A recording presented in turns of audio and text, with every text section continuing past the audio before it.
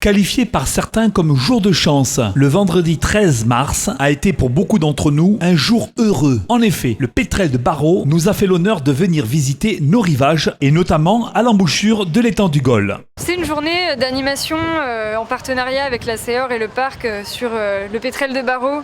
C'est un oiseau marin endémique de la Réunion. On fait ça en cette période parce que le pétrel, il est migrateur, il vient à la Réunion que pendant une petite période de l'année, pendant en fait la moitié de l'année. Et donc les adultes rentrent sur les colonies de reproduction en fin de journée et la nuit pour nourrir leurs petits. Et c'est pour ça qu'on vient les observer avant qu'ils remontent sur leur nid. Alors en fait, il est endémique de la Réunion parce qu'il n'y a qu'à la Réunion qui vient sur Terre.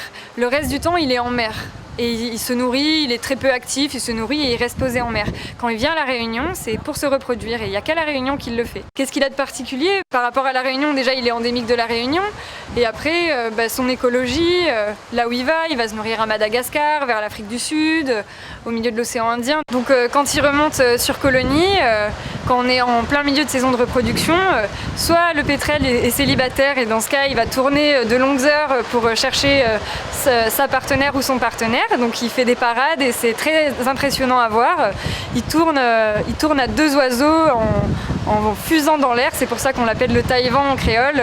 Ça fait un fort bruit et ça tourne dans tous les sens. Ils sont des milliers à parader ensemble. Ou soit c'est déjà des parents qui ont pondu un œuf ou l'œuf a déjà éclos peut-être.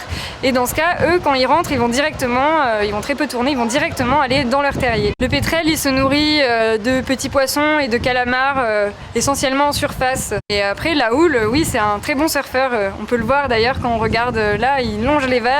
Ça lui permet de dépenser très peu d'énergie et de rester à planer comme ça au-dessus des vagues. Je pense pas que ça l'inquiète les vagues. Le message que j'aurais à passer au grand public, c'est déjà de se familiariser avec cet oiseau, le connaître. Quand on le voit passer au-dessus de notre tête, se dire qu'il est endémique, essayer de connaître un petit peu pourquoi il est là, ce qu'il fait pour être curieux, en fait développer sa curiosité, c'est le premier message. Et après, s'ils veulent participer à la protection de l'espèce, justement en avril, c'est là qu'il va y avoir beaucoup d'échouages des jeunes pétrels qui s'envolent en avril pour justement regagner le large pendant plusieurs années avant de revenir se reproduire. Donc il va y avoir beaucoup d'échouages dus aux éclairages publics. Les jeunes pétrels, il y a 5% à peu près qui vont être attirés par les éclairages publics. Ils vont avoir tendance à s'échouer en ville, dans les rues, au pied des lampadaires, sur les stades. Et on peut, si c'est pris à temps, les récupérer et les sauver. Il y en a plus de 400 qui s'échouent par an. La CEOR, c'est vraiment le pilier dans le réseau de sauvetage du pétrel à La Réunion. C'est par eux que vont transiter tous les pétrels qui vont être récupérés. Ils vont atterrir au centre de soins à la CEOR et là, ils vont être hydratés. On va leur donner à manger si c'est nécessaire.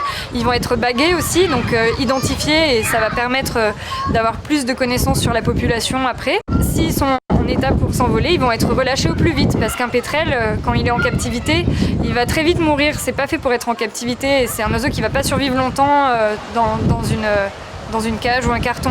Donc s'il est en état de voler, il va être très vite relâché et les soins, il faut qu'ils durent un minimum de temps. Je crois que c'est plus de 90% des oiseaux échoués qui sont sauvés.